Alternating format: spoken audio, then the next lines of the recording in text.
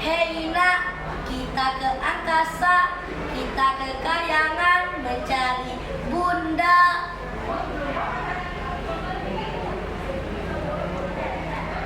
Bawa kue ke butur, tiba dalam keadaan utuh. Sebelum saya bertutur, saya ucapkan Assalamualaikum warahmatullahi wabarakatuh. Perkenalkan, nama saya Zahra Nazikra Akbar dari SDN 1 Lipu, Kabupaten Buton Utara, Provinsi Sulawesi Tenggara. Pada kesempatan kali ini, saya akan membawakan sebuah cerita yang berjudul Oheo.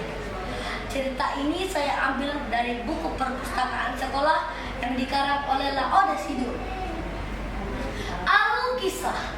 Dahulu hidup seorang pemuda yang tampan bernama Oheo. Pada suatu waktu, Oheo membuka kebun di hutan. Kebunnya ditanami dengan banyak tebu yang tumbuh subur. Pada suatu waktu, saat tanaman tebunya sudah pada tua, banyak burung nuri yang mandi di sungai dekat itu. Sebelum mereka mandi, mereka lebih dahulu makan tebu milik Oheo.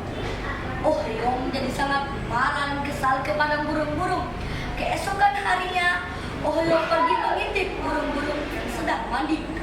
Alangkah terkejutnya Oheo saat menyaksikan ada 7 bidadari cantik yang sedang mandi di sungai. Pakaian mereka ditaruh di pinggir sungai.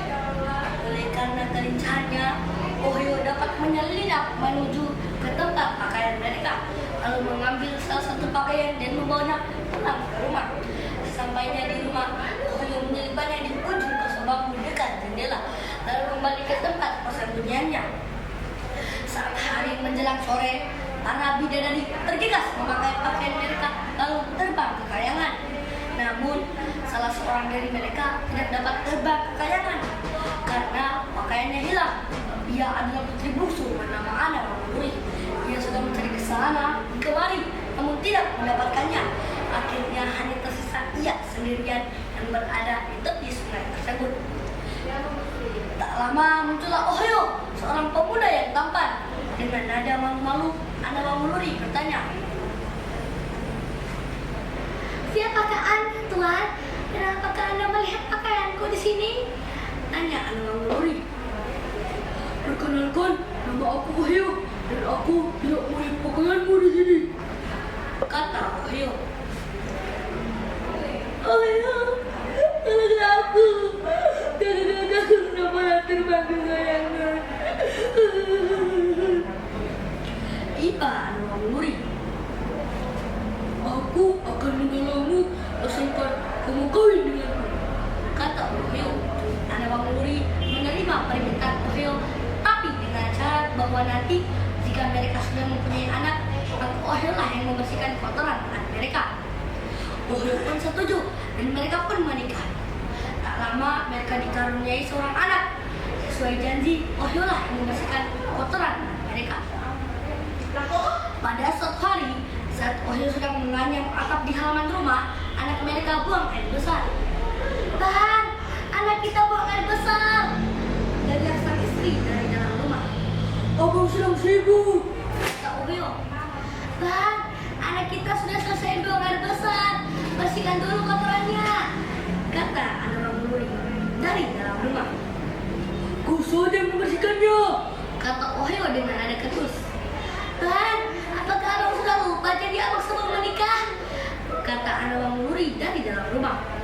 "Sudahlah, itu kan masa lalu. Yang lalu biarkanlah berlalu," Kata Oheo dengan nada yang keras. Sambil berderai air mata, Ana Mamuri membersihkan kotoran anaknya.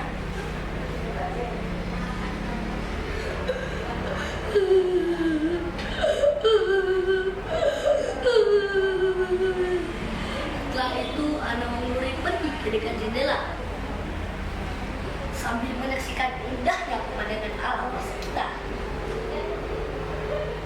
Terkadang ia mengalihkan pandangannya ke angkasa. Tiba-tiba ia merasa rindu terbang kembali ke negeri kayangan. Terasa air mata berderai hingga membasahi pipinya. Saat akan membalikan badan, Ana Mamuri terkejut. Ia menyaksikan ada pakaian yang terselip di ujung kasar bambu dekat jendela. Dengan tangan dengan gemetar perlahan ia menarik pakaian tersebut. Alangkah terkejutnya Anawangmuri saat menyaksikan pakaian itu masih utuh berada di tangannya. Hei, bukankah ini pakaian yang hilang itu? Tapi kenapa ada di sini?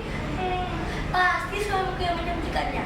Sangat senang hati Anawangmuri. Sebelum ia terbang ke kayangan, Anawangmuri menggendong anaknya sambil menciumnya dengan penuh kasih sayang.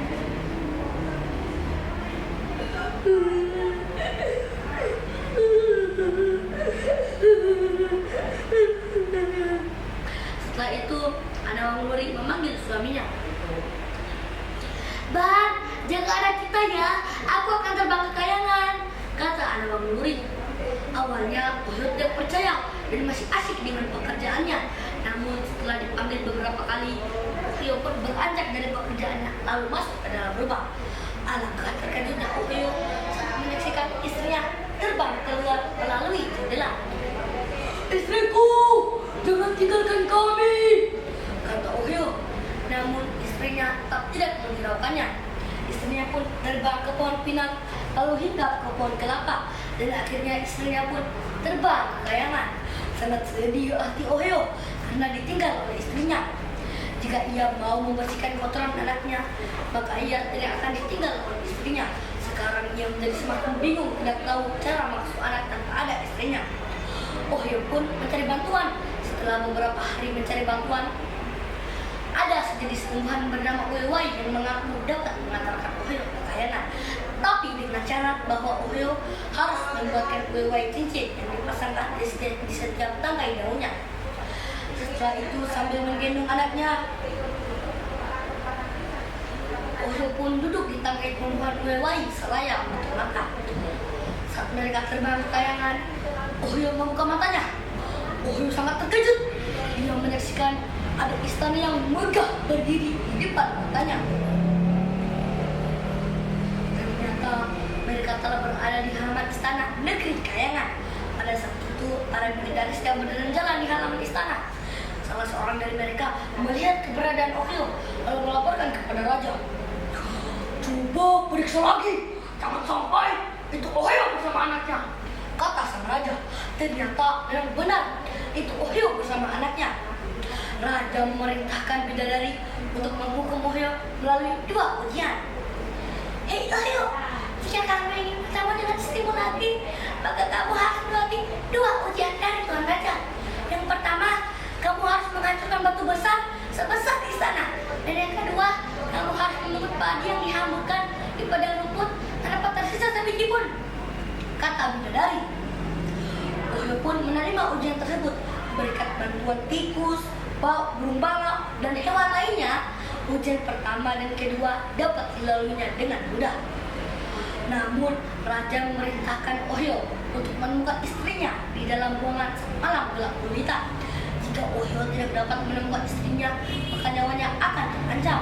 Ohio menjadi sangat bingung. Tiba-tiba muncullah kunang-kunang.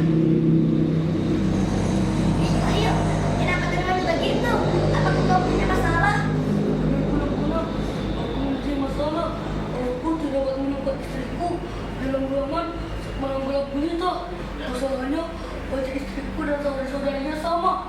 Lalu, kamar di dalam rumah tersebut sama. Aku menjadi semakin bingung." "Tenang saja Ohio, aku akan membantumu. Nanti ikutilah saja aku. Di mana aku hinggap, di situlah istrimu," kata kunang-kunang. Sangat senang hati Ohio. Sambil menggendong anaknya, Ohio mengikuti kunang-kunang dari belakang. Lama kunang-kunang hinggap di sebuah kamar. Dengan hati yang ragu-ragu, Ohio mengetuk pintu kamar tersebut. Tok tok tok. "Istriku, apakah benar ini kau? Ini anak kita yang merindukanmu." "Anakku, maafkan ibu dah. Ibu terpaksa meninggalkanmu dengan ayahmu."